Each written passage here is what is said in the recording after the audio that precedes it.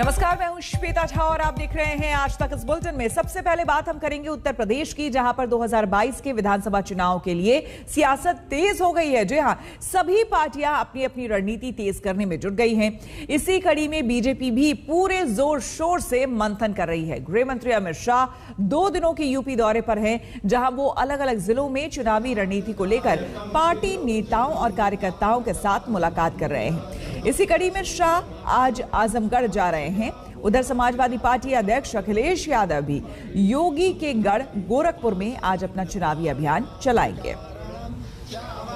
तो आपको बता दें कि उत्तर प्रदेश में 2022 में विधानसभा चुनाव होने वाले हैं और इसी के मद्देनजर तमाम जो सियासी पार्टियां हैं वो पुरजोर कोशिश करना अपना शुरू कर चुकी है। शंखनाद हो चुका है चुनावी, और ऐसे में आज उत्तर प्रदेश में आजमगढ़ में गृह मंत्री अमित शाह नजर आने वाले हैं। वाराणसी में पूजा पाठ करते हुए अमित शाह और आज आजमगढ़ 2 दिनों का इनका दौरा है उत्तर प्रदेश का। सियासी समीकरण साधने की पूरी कोशिश। अखिलेश यादव ने कहा कि चूंकि बीजेपी डर गई है और वो जानती है कि इस बार उसका क्या हश्र होने वाला है, इसीलिए बड़े बड़े उनके नेता यूपी का दौरा कर रहे हैं।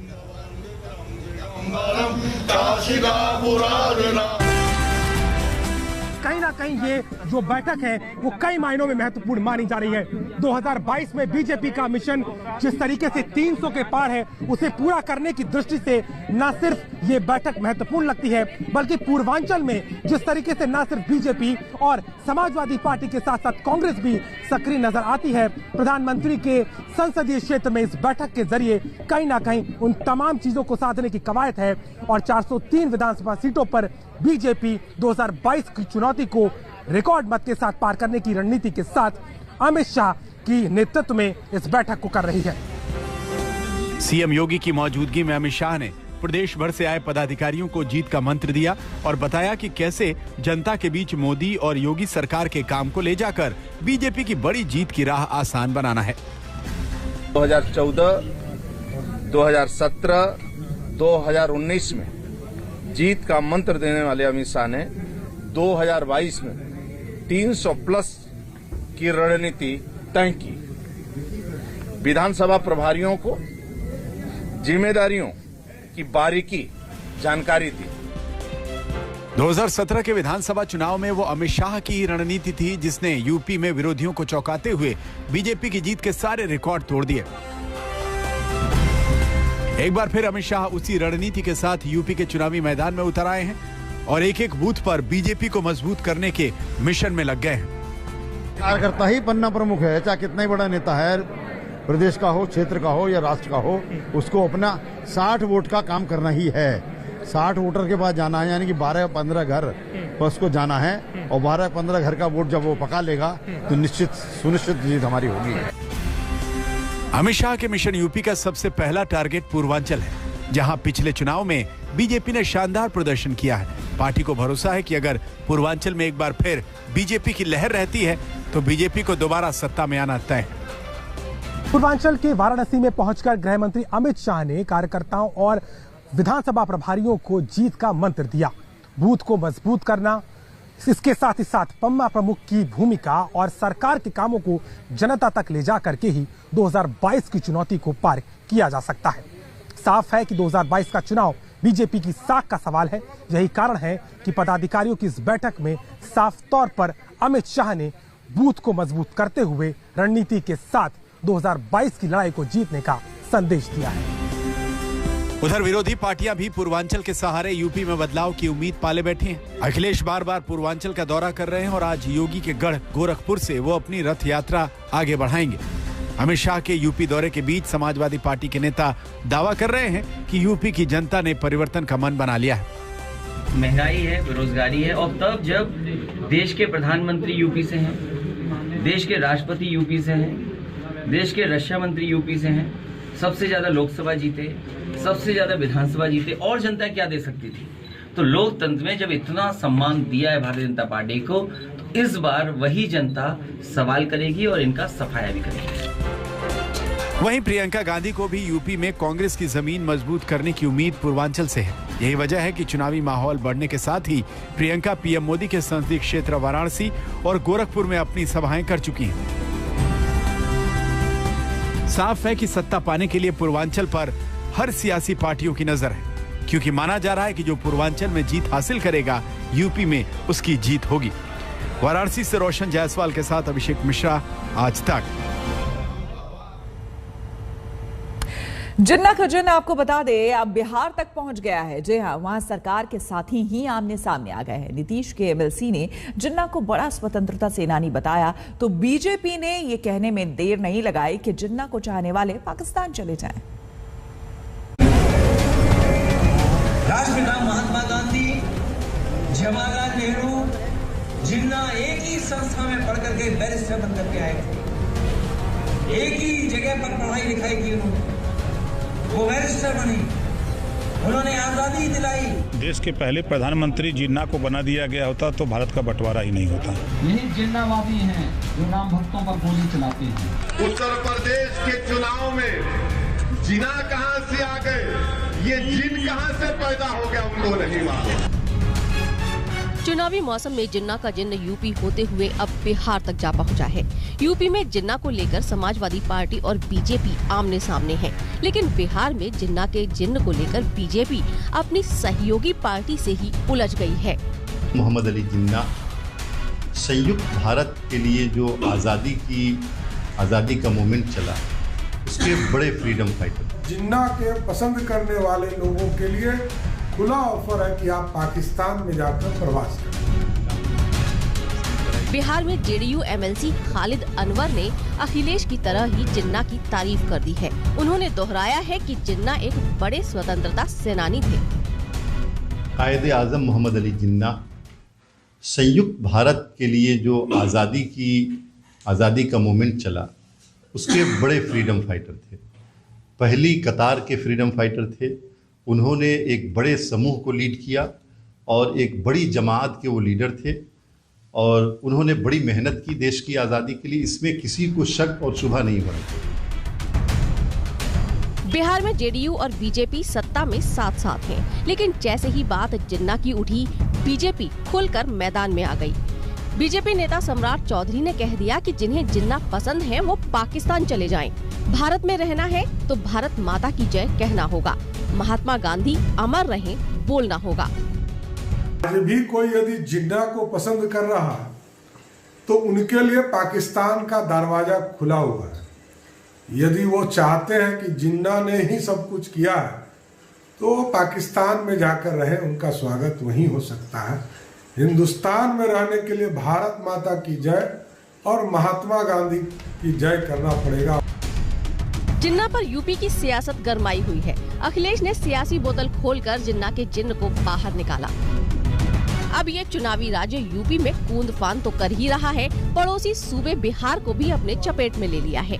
रोहित सिंह के साथ ऐसा लगता है कि मानो इन दिनों पूरी कांग्रेस में हिंदुत्व पर प्रयोग चल रहे हैं। हिंदुत्व की नई नई परिभाषाएं गढ़ी जा रही हैं। एक परिभाषा राहुल गांधी ने भी दी।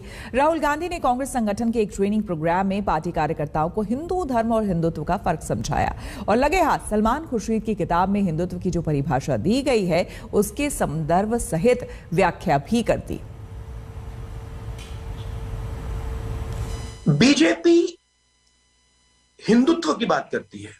हम कहते हैं कि हिंदू धर्म में और हिंदुत्व में फर्क है, क्योंकि अगर फर्क नहीं होता तो नाम एक ही होता।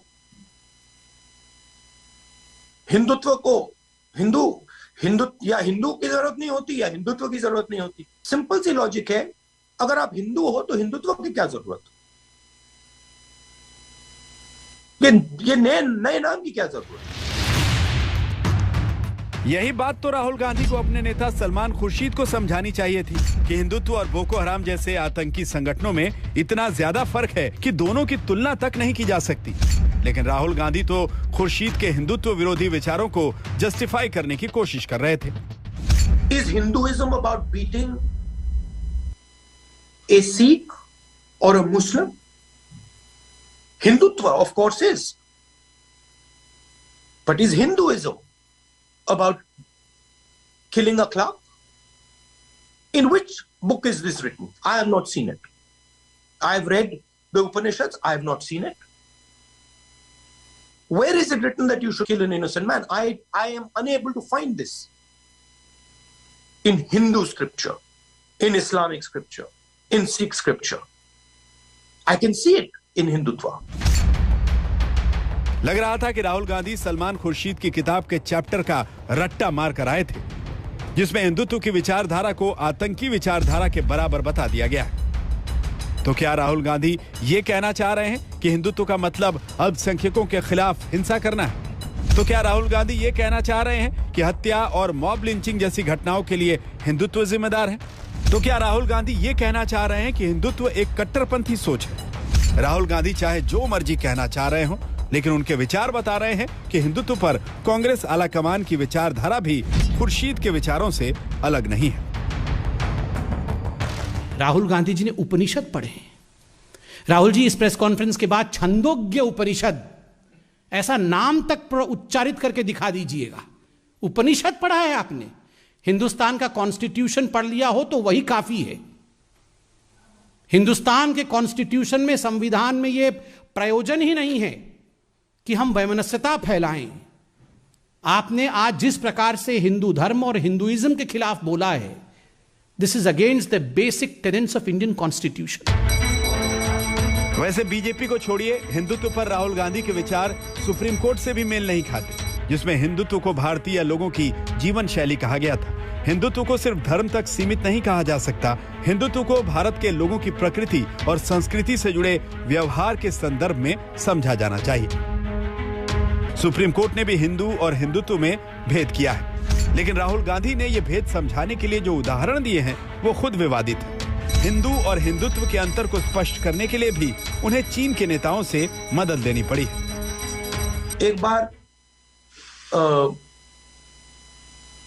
चाइना के कोई लोग नेता आए थे, मैंने उनसे पूछा, आप कहते हो कि आप कम्युनिस्ट हो और फिर आप कहते हो कि आप कम्युनिस्ट विद चाइनीज कैरेक्टरिस्टिक्स हो, तो आप मुझे ये बता दो, आप कम्युनिस्ट हो या आपके पास चाइनीज कैरेक्टरिस्टिक्स हैं? दोनों तो हो नहीं सकते, क्योंकि अगर आप कम्युनिस्ट हो तो फिर आपको कम्युनिस्ट ही कहलाना चाहिए।